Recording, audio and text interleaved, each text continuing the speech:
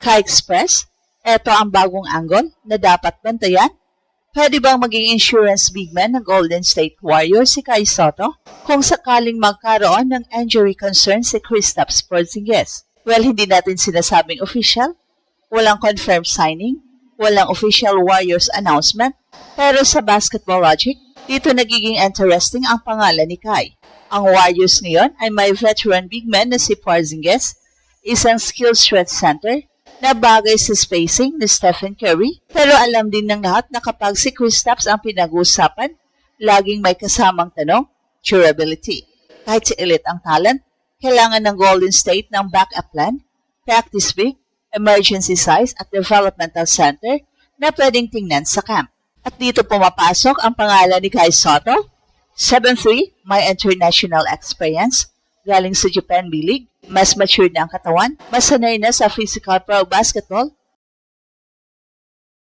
Hindi siya kailangan gawing star agad. Ang realistic role, low-cost insurance, third center, Exhibit 10 candidate, G-League pathway o training camp league na susubukan kung kaya bang makasabay sa NBA pace.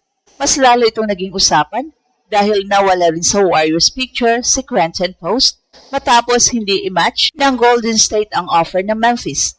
So, ibig sabihin, kahit may Porzingis at Halford, pwedeng may opening pa rin para sa extra big man depth sa likod ng rotation. Kaya ang tanong, kung ang Warriors ay naghanap ng murang size, rim protection at insurance big, bakit hindi man lang tingnan si Kai? Hindi pa ito confirm, pero sa fit, sa timing at sa need ng Warriors, masasabi natin pwede. At ito naman tayo sa isang angle na talagang nakakakuryente para sa mga Pinoy basketball fans. Kai Sotto sa Golden State Warriors, backup o insurance kay Kristaps Porzingis in case of injury. Pwede ba talaga? Linawin natin, hindi ito official signing, hindi ito confirmed contract, hindi ito a report na parang tapos na ang deal. Pero kung ang pag-uusapan ay basketball fit, roster need at timing, dito nagiging interesting ang pangalan ni Kai.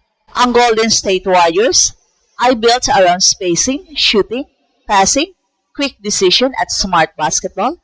Hindi sila basta naghanap ng malaking katawan lang. Gusto nila ng big man na marunong magbasa ng laro, marunong mag-screen, marunong mag-roll, marunong mag-pass, at may touch sa perimeter. Mas malaking bonus. Kaya nga malaking bagay para sa kanila si Kristaps, 7-foot plus big man na kayang bumitaw sa tres, kayang mag-protect ng rim at kayang magbigay ng ibang dimension sa offense ni Stephen Curry. At dito rin pumapasok ang malaking tanong, paano kung may injury concern? Si Kristaps, elite ang talent, pero historically, ang durability niya laging binabantayan. Nung play-in stretch pa lang nito, noong 2026, may reports na naging questionable siya dahil sa right ankle soreness, at eventually naging available siya. Kaya kahit hindi natin palakihin ang issue, normal sa NBA front office na maghanda ng insurance. Hindi dahil takot sila, kundi dahil sa NBA, isang injury lang, pwedeng magbago ang buong rotation.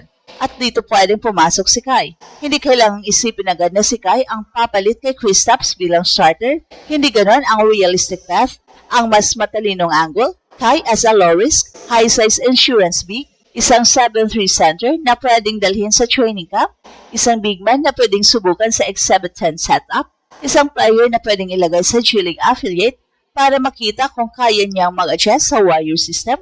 At higit sa lahat, isang player na hindi mo kailangang bayaran ng malaki para lang malaman kung may NBA value ba siya.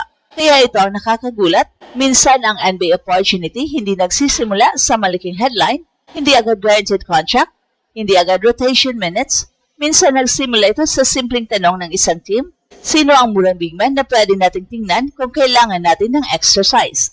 At sa tanong na yan, hindi malayong maisama ang pangalan ni Kai. Mas lumalakas pa ang logic dahil umalis na sa Quentin Post sa Warriors.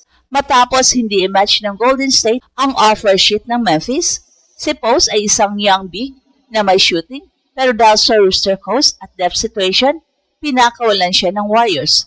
Sibig sabihin may pagbabago sa big man depth. Yes, andun pa rin sina Kristaps Porzingis at Halford, pero parehong veterans, parang kailangang bantayan ang minutes. At kung ang Warriors gusto ng extra body sa camp, extra size sa practice at possible emergency center, bakit hindi nila titingnan ang 7'3" na si Kai? Ang advantage ni Kai, hindi na siya raw prospect na puro height lang.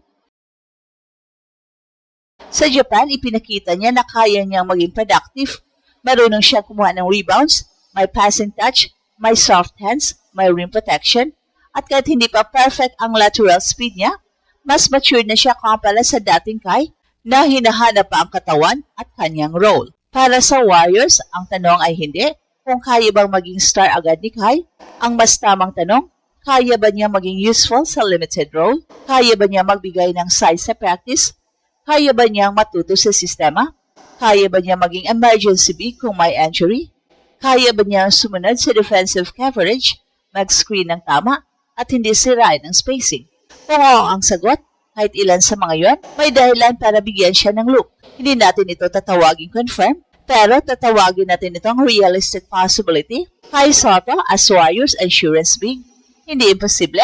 Sa tamang timing, tamang contract at tamang cap opportunity, pwedeng-pwede. At ang pinaka-importante dito, huwag nating maliitin ang salitang insurance. Sa NBA, minsan ang insurance player, hindi headline name, hindi superstar, hindi agad starter.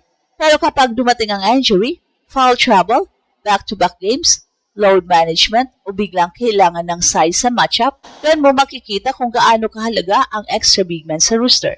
At kung ang Golden State Warriors ang pag-uusapan, mas lalo itong may sense. Bakit? Dahil ang Warriors hindi na lang simpleng small ball team ngayon. Yes, andyan pa rin ang kanilang identity, spacing, shooting, motion offense, quick reads at gravity na Stephen Curry. Pero sa modern NBA, hindi na sapat na puro guard play lang. Kailangan mo pa rin ng size, kailangan mo pa rin ng rim protection, kailangan mo ng katawan na pwedeng isabak kapag malaki ang kalaban. Lalo na sa West kung saan halos bawat contender ay malaking big man na kayang mag-dominate sa paint. Kaya kung si Kristaps Porzingis ang main skill big ng Warriors, malaking weapon yun. Pero kung kailangan siyang alagaan, bawasan ang minutes o protektahan dahil sa injury history dahil may nakahandang backup player ang team. Hindi ibig sabihin ito na si Kai agad ang number 2 center. Hindi natin i-overhype, pero bilang third big, camp big, developmental big o emergency size option, may logic ang pangalan ni Kai. At dito dapat maintindihan ng mga fans ang realistic path. Ang goal ni Kai hindi kailangang pasok agad sa rotation. Ang unang goal, makapasok sa environment, training camp, Exhibit 10, G-League affiliate, practice reps against NBA bodies, system learning, strength program, defensive coverage, pick and roll timing, screening angles, short roll passing. Ito ang mga maliliit na bagay na kapag nagawa niya ng tama, saka siya unti-unting bibigyan ng tiwala.